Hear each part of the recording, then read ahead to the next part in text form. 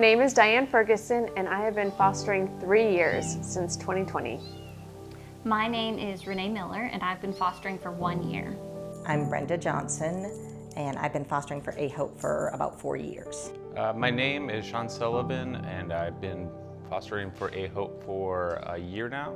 Initially, I began fostering during COVID because I wanted some life around me. And instead of adopting all the animals, fostering seemed like a better option. In the beginning, I thought it would just be fun. And then I learned how much work it is, but it's still fun, and there's so much need for it. I began fostering last year after we lost our beloved kitty and weren't quite ready to make another permanent attachment, and a friend recommended fostering, and we just loved bringing animals into our home again and being able to love on them and see them go to homes in the end. The age range where I foster animals, I just foster kittens for the most part, specifically neonatal, under 8 weeks old. But I have taken care of some moms with babies that were about a year and a half old, and I've fostered 2 6-month-old kittens, but the majority has been under 8 weeks old. The main duties of me fostering kittens, just making sure that if I'm given medicine, that I'm going to be taking care of them, especially if they're crunchy muffins, they are not latching on well, and making sure they're just taken care of. But also, I have to make sure that they're fed, especially if they're under 2 weeks old. Be feeding them every 2 to 3 hours right there, even overnight. But just kind of keeping it in check and watching their weights before and after, checking like how much they're even eating in the first place. I foster animals from about 2 weeks old to 8 weeks old. So I really enjoy the bottle babies. It's not as much sleep, but when they see you, you're like their whole world. They're so excited to see you. I like bigger kittens too. My daughter's allergic, so we tend to stay with the smaller ones. So some of the main duties for fostering my age range are really being able to make the schedule to get up and to feed the kittens, at increments during the day. So it's a very scheduled type of fostering. It also requires a lot of awareness of medical issues and any little changes in their behavior that you might need to be aware of. I usually do 4 weeks and up. I don't do bottle babies often because I like to sleep.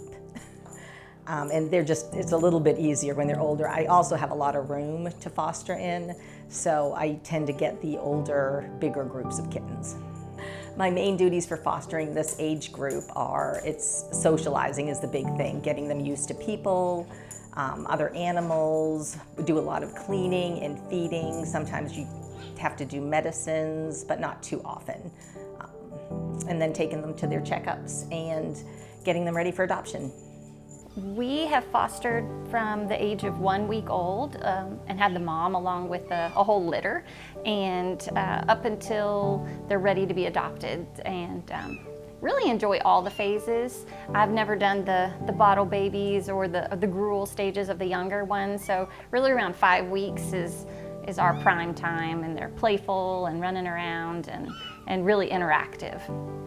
So my age range being the older ones, a lot of times they're caught or brought in and they need socialization. So that's the biggest goal. Usually when they come in, they're scared and they're hiding, and our job as my family, I've got 2 teenagers that help as well, is playing with them and getting them used to human interaction and realizing that humans are pretty cool and they feed me and they love me and play with me. So that's getting them ready to be adopted and making them the best pet that they can be for their future owners. Biggest surprise, people will say like, oh, you should adopt that kitten. And it's like, well, if I adopted every kitten that I was like, I really want this one, then I would have no room to take in other foster kittens. So I did get into fostering for the cute cuddly kittens and having the sweet moments with them, but there is a lot of keeping them healthy as well. And we are We have protocols in place to medicate when kitties are sick, and keeping tabs on their health and making sure that they're safe and healthy at all times. My perception before fostering was that it would just be fun. My biggest surprise is how messy they are and how needy, how many things can go wrong, but it is still fun. My perception before I began fostering that it was all going to be cuddling kittens, and that is still the best part of it, but it's also a lot of not just your heart, but your brain, and like, how are you going to schedule this? What protocols are you going to put into place? It really is an amazing program because we take the youngest and the sickest, and the necessity of the protocols is just so important. It's how we rescue the ones that need us the most. The hardest part about being a foster is just seeing them struggle sometimes can be a difficult point, but once they pull through, it makes you feel so much better. So the hardest part about being a foster initially is probably letting go of the kittens, but then the more you foster, the more joyous that becomes, because goodbye is the goal ultimately with fostering. It means that you've raised a healthy kitten that's ready to go to their forever home.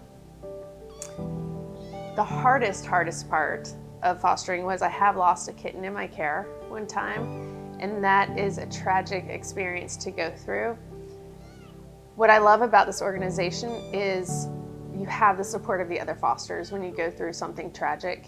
And Brandy is amazing at her ability to say, what are we going to do differently with the rest of this litter to give them the best chance that they can have for survival. And so taking that experience of a loss and then turning into like, what can we do better moving forward? You know, is there anything we can do differently now, is really a beautiful gift, even though it is the hardest part of fostering.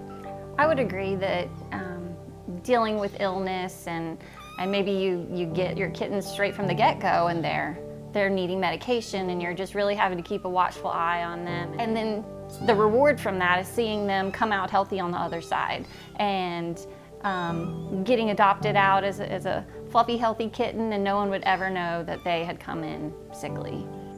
My favorite part about being a foster is just the playtime like this, socializing kittens. This age is so much fun. They're so active.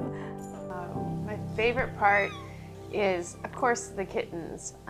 Cuddling the kittens and just knowing that you're making such a huge difference in the world by taking care of these little creatures and giving them the chance to move forward and have a fulfilling life, both for them and for the people that are adopting them, because we never know who needs them as much as they need their adopter. My favorite part about being a foster is like being there, especially for the neediest ones, like with their ringworm or they have some other thing going on.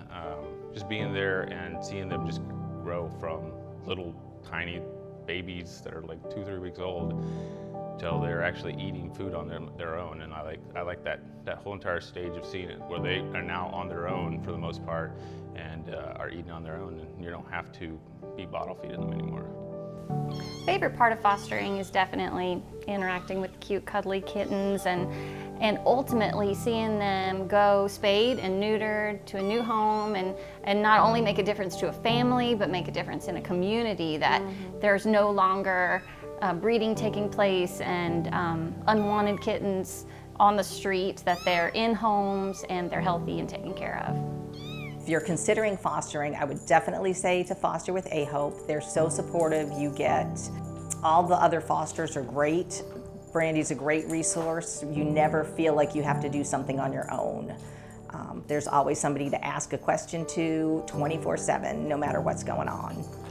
See, fostering for A-Hope is so important because we take in a lot of the kittens that no one else really can or is able to, those who are needy and have special circumstances, and the protocols that are in place because of those special needs are just so detailed and so helpful, and you're just always in touch with their medical situation, what they've been given, and what we're treating and how we're treating it. And I believe that helps us to get the healthiest outcome in the end. When it comes down to the adoption process, I mean, we're fairly hands-off. I mean, you might be talking to the adopter or potential adopters and just talking a little bit about their personality or something like that, but for the most part, we're hands-off on that part. So I'm able to focus completely on just the kittens and taking care of them and making sure I make a bio for them that looks cute or something like that, that makes it stand out. So I'm focused more on the kittens and trying to get them adopted, and then the actual process is to the experts doing that, and that they're regularly doing that each week. So Fostering for A-Hope, the protocols are very thorough, and until you start fostering, you may not realize how important that is to be able to have such strong guidelines and to have the support where somebody is always accessible if you need help with your kitten. That's a crucial part of fostering for A-Hope, and part of the reason that I love fostering for A-Hope.